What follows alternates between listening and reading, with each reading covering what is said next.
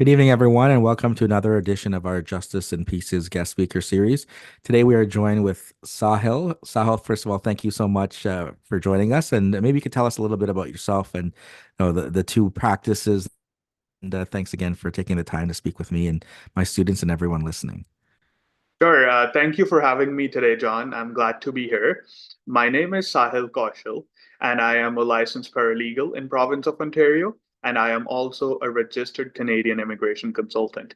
I am founder of SKM Immigration Services and Strategy Legal. I practice primarily immigration, and we deal with all sorts of immigration matters for individuals, for families, as well as businesses.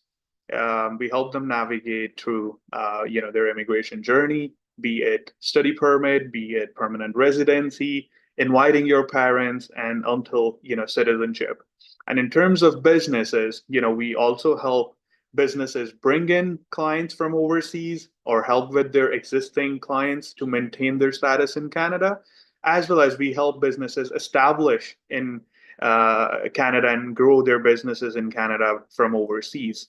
So that's the immigration side of things.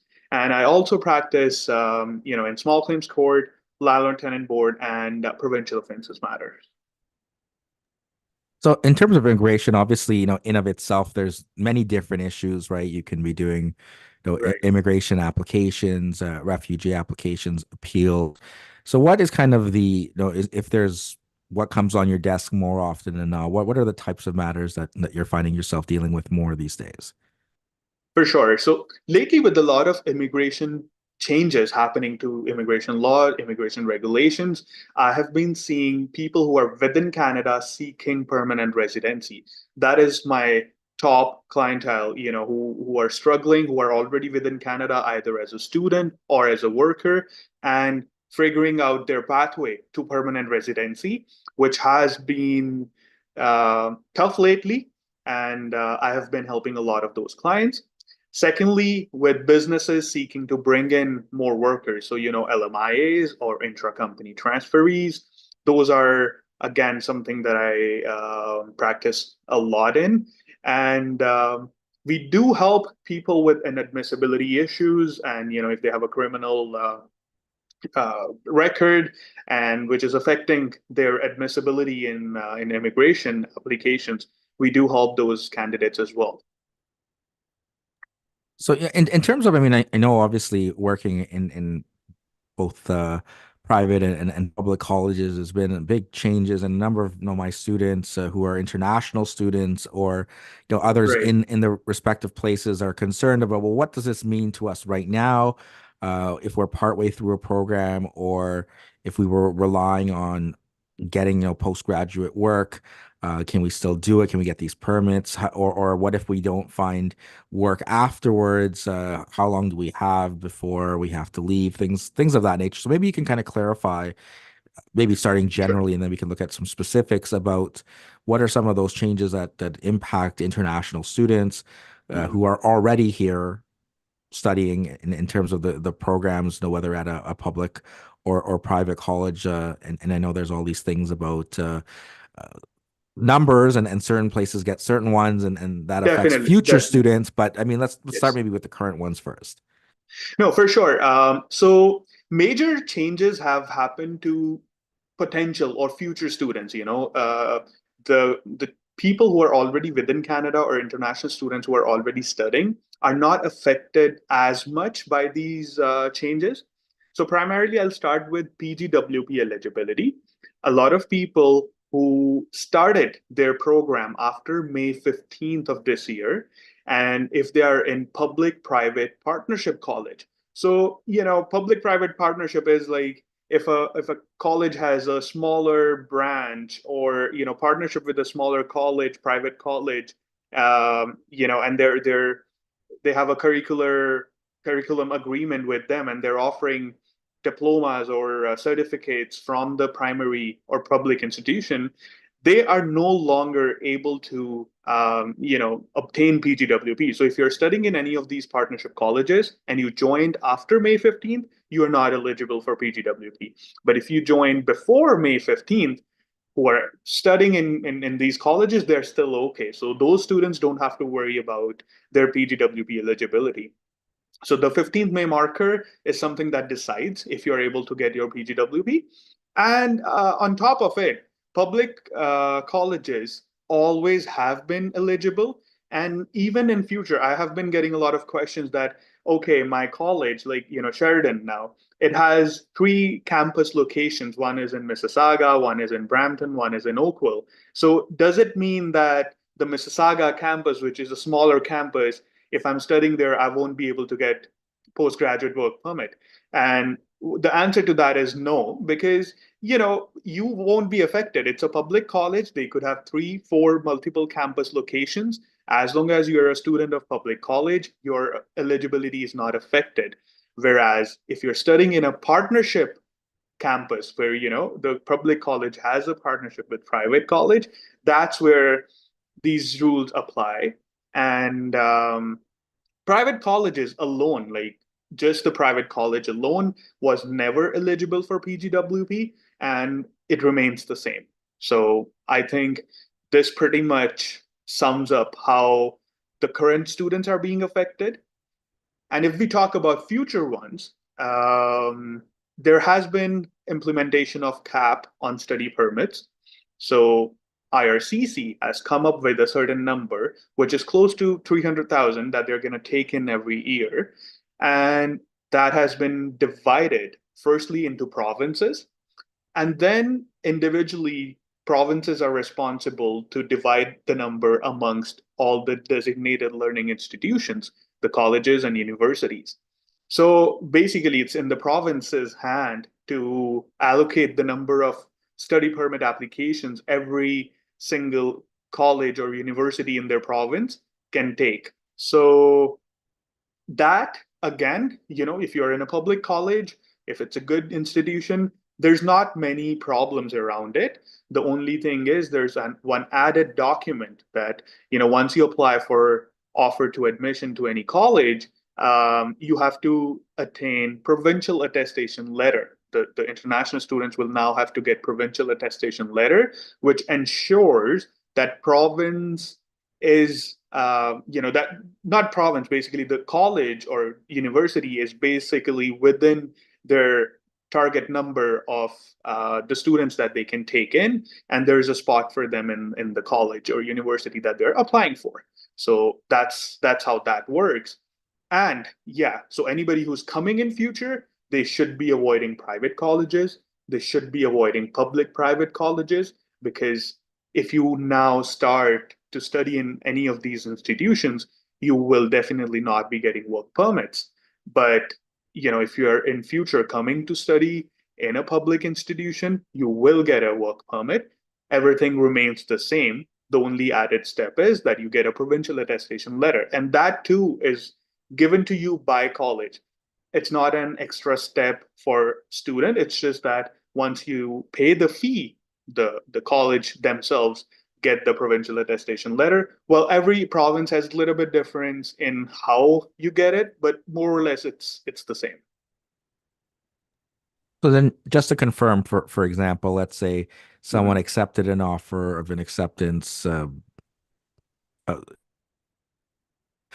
prior to May the 15th, but the Right. program starts, I know some of those summer programs start around that time, but maybe it was and I guess perhaps that was why the date was May 15th to cover Right. the summer sort of spring semester there. But if they Correct. started after, even though they've accepted it and they may already be here, then now they're no longer eligible. Or even if it was a program that starts in September, but they had accepted it prior to, these caps and everything coming out, then you're saying that they can't get the That, permit. yes, you're correct. So even if they got accepted, even if they were approved for study permit and they already landed in Canada, but their start date at public-private colleges after May 15th, which is, it could be September, or it could be, some of the colleges do have it in August, they won't be eligible to get PGWP.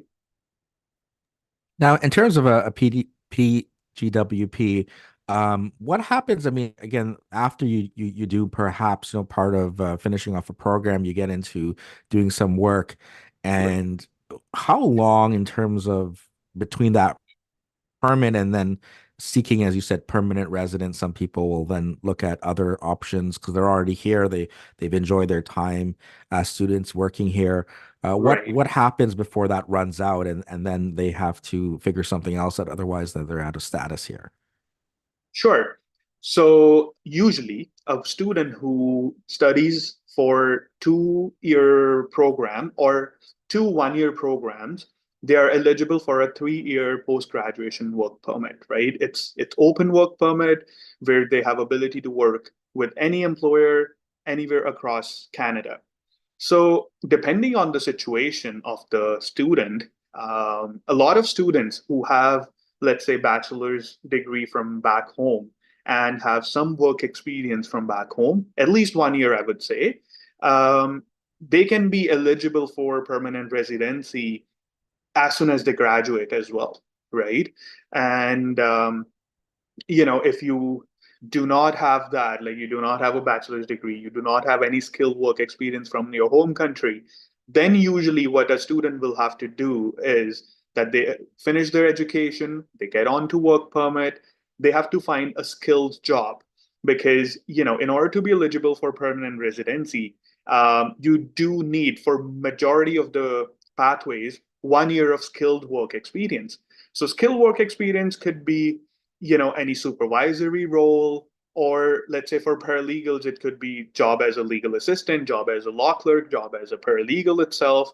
And all those positions are considered. And we have to follow the NOC system by the government, which is divided amongst different tiers. It used to be called NOC system according to NOC OAB before. Now they have converted it to tier 0, 1, 2, 3, 4, and 5. So any of the jobs which are amongst tier 0, 1, 2, and 3 are eligible for getting permanent residency under most of the skilled work experience categories like express entry or provincial nomination programs and so on. There are few pathways, like especially in Ontario, where you could get permanent residency with work experience that you gained while being a student. And even if that occupation was not a high skilled job, like, something like food and beverage processing worker or a machine operator. So there's a list of in demand occupations that Ontario has came up with, which they need. And all you got to do is obtain 9 months of work experience in these occupations that they have listed, and your employer must be willing to support your application for PR. So a lot of students do not know about this, and the moment they get to know about this is usually too late. So if there are students out there who are watching this, and you should really look at the Ontario in demands list where you can get into those occupations even while being a student, and your work experience while being a student does get counted towards your qualifying work experience, and you can get PR as soon as you graduate or even while being a student. This is another thing that a lot of my clients think, that they cannot apply for permanent residency while being a student. I'm like, if you have the needed work experience, if you meet the requirements, there's nothing stopping you from getting permanent residency even while being a student. But in ideal case scenario, we are looking at 1 year of work experience after they graduate in Canada, because that's majority of people, especially somebody who's coming after grade 12, which there are a lot of people these days. They're coming to study after their grade 12 in their home country. So usually for them, they'll have to work for 1 year and work their way up to permanent residency. And something that would be my personal suggestion, like if you're working at any with any organization while being a student, build a good relationship with them so that they can help you with your permanent residency. So now you're a newcomer, you are getting hard time getting a skill or supervisory role. But if you are working, let's take an example of Tim Hortons. You join as a team member while being a student. If you maintain good relation, the by the time you graduate, you're already working with them for 1 to 2 years. They might be able to promote you to supervisor level or assistant manager. But if you're switching jobs or doing just odd jobs, they may not help you down the road. And the moment you graduate, now you're out there looking for jobs and wasting your time, because the clock is ticking. It's the 3 year limitation with a lot of changes happening. You really want to get it done as soon as possible, right? So that's something that I always tell my clients, that maintain good relation even with the positions that you're working as. If they're not eligible, there's a possibility you'll be promoted down the road, and that can help you with permanent residency. Yeah, so on that point there, if there's a period of time within that 3 years where you're not working, like there's no like you have the open permit, so it doesn't mean that Mhm. you are you have to be working like every day or part of that. Is there gaps permitted? Is there a maximum period? Because I know again, given the economy, sometimes some of the international students get a job, they get an internship, they stay on for maybe 6 months to a year afterwards, and then uh, Uh-huh. they're again they're concerned, as you said, about, well, will this qualify? I better go somewhere else, and there's not a job waiting for them, and they're kind of not working at all, trying to make Right. things work. But is there any restrictions on that 3 year open work permit? Yeah, that's a very good question, and I get into it a lot with my clients. So the good thing about Canadian work experience is that you do not need continuous work experience.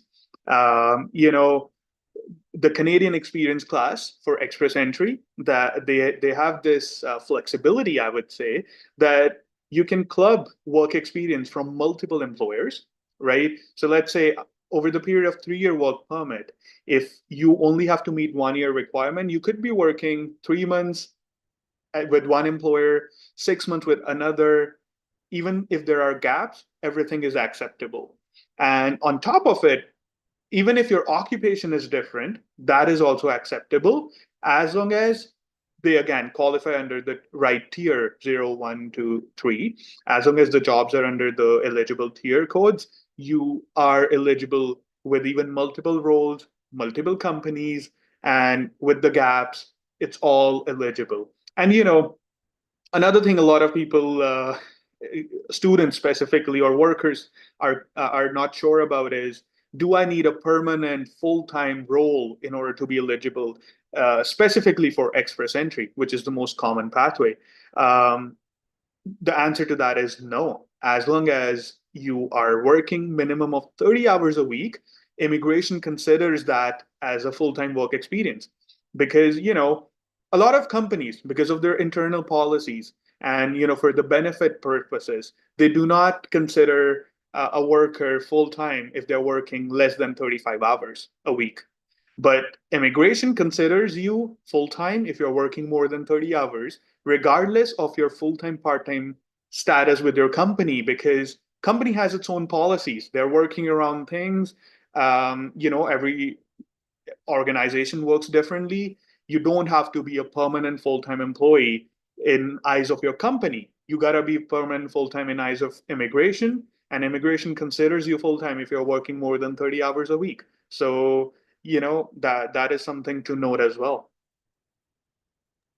And one other thing, I don't know if maybe I'm misremembering, but speaking of working while you're a student, I mean, have they changed the maximum hours? Because there's obviously some kinds of criticism of, well, are you here to study, or are you using this as Right. to get work, and then you're kind of showing up to class once in a while to kind of get your minimum requirements there. So have they changed the amount of hours that, because I remember at one time it was very low, right? That was kind of, you can do some part-time work on the side, but you're a full student full time, and Right. could you can kind of tell me if I'm maybe misremembering or if I'm not mistaken about any changes about work hours while you're a student enrolled in a program?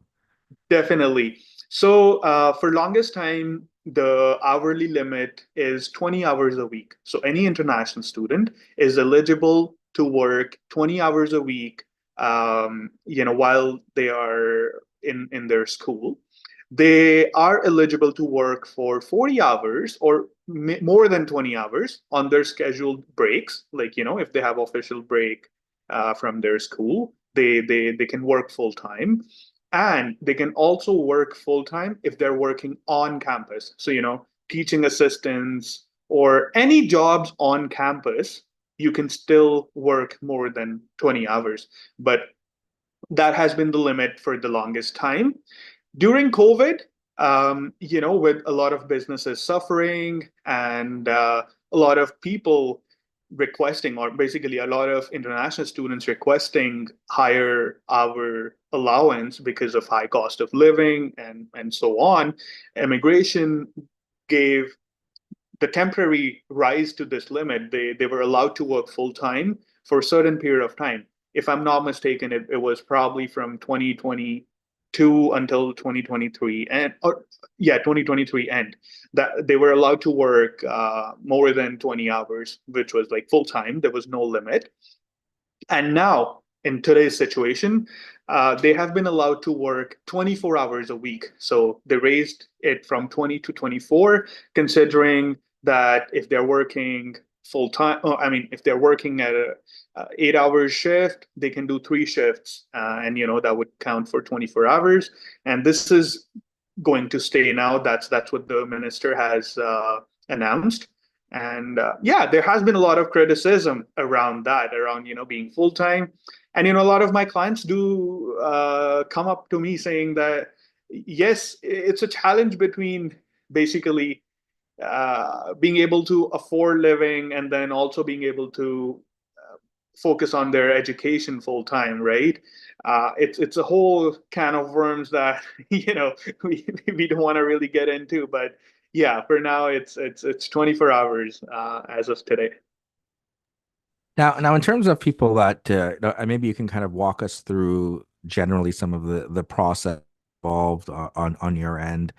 So typically, again, you can pick whichever types of applications that come your way, but maybe you can kind of give us a general overview of here's the process when a client either comes to me. I don't know, again, if a majority are coming to you over the phone or in person here already in Canada, or if they're calling from overseas saying, I'd like to come to Canada. And maybe you can kind of explain if there's any difference in how things are handled from that stage till ultimately getting hopefully an acceptance letter. Definitely. So again, particularly for international students, it usually happens from overseas. They contact us, and we help them with getting admission into the college or university that they want to, and help with the whole visa process until they land here. But majority of my clients are people who are already within Canada as international students or workers who are now looking for permanent residency. So they are majority of my clients. I am very much accessible on LinkedIn as well as Instagram. My Instagram is skm_immigration, where I post a lot of information for people who are within Canada about immigration updates. So they can book a consultation with me through that. That's how it usually works. And in terms of other overseas clients, it's usually a lot of businesses or businesses within Canada who are looking to expand in Canada, or who are looking to bring in workers from overseas. So that's how it usually goes. But yeah, majority of my clientele is people who are already in as students or workers looking for permanent residency and their status. And so maybe you can walk us then through like I guess an express entry type of, or the situation we were just talking about where they're in those 3 years and then they've hit the criteria now to apply for permanent residency.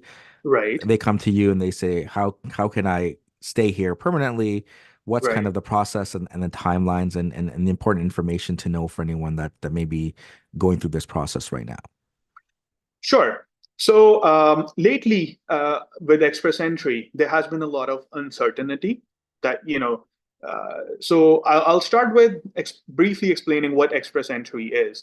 So Express Entry is one of the most popular programs to get permanent residency in Canada. How it works is that you need to have minimum of 1 year of skilled work experience. It could be within Canada or outside Canada, it does not matter. And of course, you need to demonstrate your English language abilities or French language abilities, your education, and your again your skill work experience. You basically get points for each of your qualification. You get points for your age, you get points for your education, you get points for your work experience, education ability, and if you have a job offer in Canada, or if you have been already working in Canada, and if you have a relative or not relative, I mean your brother or sister, to be specific, who is a permanent resident or Canadian citizen. So you get points on all of these factors, and once you calculate your points, you put your profile into the express entry pool. So basically, you're saying that, okay, we meet these basic requirements, this is our score, and we want to be considered to apply for permanent residency. And what immigration does is immigration invites it used to be every 2 weeks, but now it has been very inconsistent. But I would say every so often, 2 to 3 weeks, they would draw a cutoff and they would invite candidates. So latest cutoff was 510. So how it goes is that anybody who is into the pool of candidates, and if their score is above 500, they can come and apply for permanent residency in Canada. So at this point of time, once you receive invitation to apply, that's what it is called, ITA, and you are basically applying for your permanent residency, and that's where you have to basically submit all the documentation around your work, like your job letters, your pay slips, your T4s, your education documents. So something to note about education documents is that if you have any overseas education, basically anything outside Canada, you do need credential evaluation. Okay, so credential evaluation is something that assesses the validity and equivalency of that education that was obtained outside Canada to its validity in Canada. So if you have a bachelor's degree, PG diploma, or master's degree from your home country, you would need to get it assessed. There are multiple organizations that do so. One of them is World Education Services, WES, that is most commonly used. And you cannot apply for your permanent residency without it, because if you're claiming points for that education level, and then yeah, you basically demonstrate all of that, your English language ability, and you submit your application, and you get your PR if everything goes well. And we being immigration professionals, we help at every stage, that so that your profile is in order, so that your documentation is in order. A lot of times, there are misrepresentation cases which are really on rise these days. So what happens, especially with overseas study visa agents, because they're not licensed, because they're not within Canada, they're not fully versed with Canadian immigration process, they're just out there to send people on study visa without caring about the whole scenario or the future. So, I recently got a client who was a master's degree graduate from back home, but the person who was helping them back home with their visa application uh, advised them that they should not show that they have done master's degree. They won't get a study visa to Canada. So they ended up not mentioning about master's degree, and they just got the visa here, and now they came down to me asking for permanent residency pathways. And I go like, okay, well, you have done master's degree, you could have gotten extra points for having a master's degree, which you never mentioned. And they were like, why can't we mention it now? I'm like, that will account for misrepresentation, because you did not disclose that when you applied for your first visa application, and now you are saying that you have it and you are benefiting from it. That would account for misrepresentation, because you're not providing accurate information to immigration, and that would result in 5 year ban for any future immigration application. So a lot of these things are serious, which may not seem serious. And yeah, I would really advise people out there to really consider everything before they apply for permanent residency. It might seem simple, but there are little bit technicalities which we need to be really careful about. Now, I wanted to switch gears a little bit because at the outset you said you obviously have two different businesses, a immigration consultant practice and then a paralegal practice. And Right, so how, I mean, I know obviously there's restrictions on the paralegal scope that they're still pursuing. I believe it's at the Ontario Court of Appeal right now, right. if that could be expanded. But I mean, what kind of led you to, I mean, did you start as an immigration consultant and thought to pick up a paralegal license or vice versa? And how do you kind of manage two separate businesses and again pay for the respective regulatory bodies, errors and emissions insurance, and they'll keep on track of your clients in both Obligations. places. Yeah. No, for sure. So I decided to get licensed as a paralegal first. I got licensed in 2017. I have been always interested in getting into legal field. So that was my first step. And interesting enough, I came to Canada as international student, which really helps my immigration side of business because I'm able to relate to my clients, and that really helps me connect them. And that was one way that I really want to go for immigration law, that helping people and giving them that right advice. But yeah, I started off I set my foot into the legal industry by doing the paralegal diploma, and I studied at Sheridan College. Amazing, professors, amazing program. I sat for the licensing exam. I passed in 2017. From there on, I started working in different law firms, and as you know, we are required to do field practicum as part of our paralegal studies. I was able to get that in immigration firm, and that's how my interest developed more into immigration. That was my first entry into the practical workspace, and then my second job was also in immigration. And then I had opportunity to explore a little bit of other areas of law as well, like corporate, civil, and provincial offenses. And then I still came back to immigration law. And after a few years of basically working in different law firms, I really thought that I would like to open up my own practice. That is something that I feel I'm good at and I want to do. And I was at a place that I have gained enough experience in multiple areas of law. I have worked with refugee law firms, family law firms, and I think I do have basics, and I would like to open up my practice. And that's when I started Strategy Legal.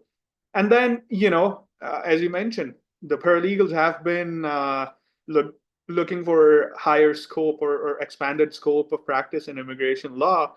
And I was waiting for the same too, that what happens, so that why to really diverge into another license, another obligation. But that was taking too long. And there was a point when immigration, from before it was ICCRC, now it became CICC. There were all the reforms around getting licensed as RCIC. And I thought that it was right time in 2019, when I was like, if I do not join the immigration practitioner program now, it may change. There might be difficulties in future, because I knew I want to practice immigration, and I do not know how things will turn around with law society. So I do not want to get into law society problems by practicing immigration while I'm not authorized to fully, being a paralegal. So I decided to go for immigration practitioner program, and I got licensed, and got into that. But honestly, about managing two licenses, it's not as hard as I personally thought as well.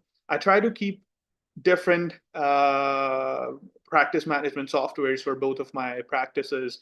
I do not I have basically everything is separate, like different emails, different sources, different practice management software, so that nothing gets that's intertwined, and I'm not confusing any clients with one or the other practice. And actually, they both are very complementary, because a lot of my immigration clients do end up with issues with either small claims or landlord tenant matters, or even into provincial offenses. So recently I was advising somebody on employment law matter too, because they got it was sort of a constructive dismissal. So a lot of my immigration clients are my source of business for paralegal practice too. And the best part is that now, being licensed as paralegal, we have authority to practice in tribunals, which are IRB, IAD, refugee hearings or appeals in IAD. And being RCIC, we are not authorized to do so unless we get a specialized IRB license in RCIC. So I do not have to do that, because my paralegal license comes in handy when I have to do any of that work. And you know paralegal license didn't allow me to do actual applications, which I'm able to do with our CIC license. So I think it really complements. The key is having a very firm line separating both the practices, so that you're not really confusing anything. And in terms of professional obligations, like CPD or errors in emission, it has been good, because it has brought me business as well, so it pays off having both the licenses. And then sometimes I'm able to get credits for CPDs that I do in paralegal for my RCIC, and then if I'm able to claim from RCIC to paralegal, that helps sometimes. And yeah, that just keeps me in both the field, and my knowledge from and my scope of practice from both the licenses do come in handy day to day when I'm dealing with my clients. Perfect. So thanks so much for taking the time and joining us here today. Perhaps if you have any final words of wisdom for any of the students that are listening, whether they're international students concerned, some of the things we talked about earlier, or paralegal students who are thinking about, or perhaps even immigration consultants one day, any words of wisdom there? And thanks so much for taking the time to speak with us. Oh, I'm glad to be here. So, yeah, final suggestion for anybody, especially aiming to become immigration consultant, would be, along with P1, that it's pretty similar in terms of professional obligations, and even the exam is pretty much similar. Yes, you do need deep understanding of immigration law. Practical experience would really help. That has helped me, by working in with actual clients. I volunteered in firms too. So that was something that really helped me. So, if you really want to get into any field, do get that practical work experience. Yeah, you could know the legislation, but you need to implement that in the practical field with the clients in the client situations in your hand. So that has really helped me, and I would advise the same to people out there. And yeah, people, international students struggling to know, I'm here to help as well. And other than that, I would always recommend them maintaining the proper status and getting the right advice.